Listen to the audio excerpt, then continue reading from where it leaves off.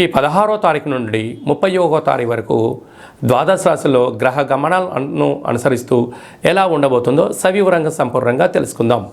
మీనరాశి వారు ఈ కాలభైరవ జయంతి సందర్భంగా ఎలాంటి విధి విధానాలు పాటించాలో ఈ వీడియోలో సవివరంగా సంపూర్ణంగా తెలుసుకుందాం.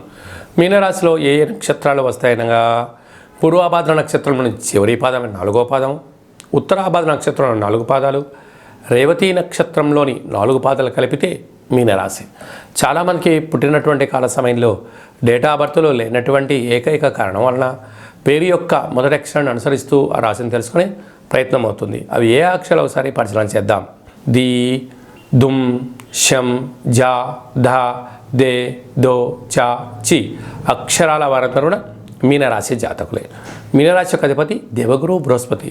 వీరికి ఒకవైపు ఏళ్ల నాటి శని ప్రారబ్ధ సంచార స్థితిలో ఉండడం, రాశిలోనే రాహు సంచారం చేయడం, ధనావాకు కుటుంబ స్థానంలో గురు సంచార స్థితి ఉండడం, 7వ స్థానంలో కేతు సంచార స్థితి ఉండడం, అష్టమంలో శుక్రుడు స్వక్షత్రకారకంగా ఉండడం, భాగ్యంలో కుజుడు స్వక్షత్రకారకంగా ఉండడం, రాజ్యస్థానంలో బుధాదిత్య రాజయోగం ఉండడం, వ్యయంలో శనిశ్వర స్వామి వారు స్వక్షత్రకంగా సంచారం చేయడం వలన ఒకవైపు ఏమో ఏలనాటి శని, మరొక వైపు ఏమో బుధాదిత్య రాజయోగం, మరొక వైపు ఏమో 3 గ్రహాలు స్వక్షత్రంగా ఉండడము మీనరాశి వారికి అద్భుతమైన యోగకాలమైన మంచి కాలంగా గుర్తించగలగాలి.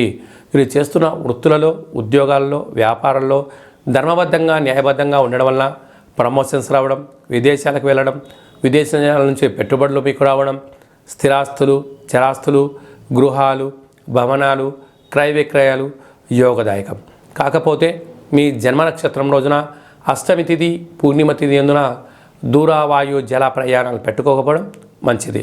అలాగే ఆవేశానికి దూరంగా ఉండడం, ఆలోచనగా ఉండడం, జ్ఞానంగా ఉండడం, ఆధ్యాత్మికమైన సేవలు, యోగా, ఆసనం, మెడిటేషన్ లాంటివి కార్యక్రమం చేయడం వలన అనేక రకాల ఒత్తిడి నుంచి జయించి సంపూర్ణ స్థితి, ఆయురారోగ్యం మీ సొంతం కాబోతుందని చెప్పి గమనించాలి. అలాగే సాఫ్ట్వేర్ ఉద్యోగస్తులకు, హార్డ్వేర్ ఉద్యోగస్తులకు, స్వయం వృత్తుల వాళ్ళు, సేవారంగాల వాళ్ళు, అలాగనే గృహ భవన నిర్మాణ కార్మికులకు, వ్యవసాయ సోదరీమణులకు ఇది చాలా మంచి కాలము అని చెప్పి గమనించాలి.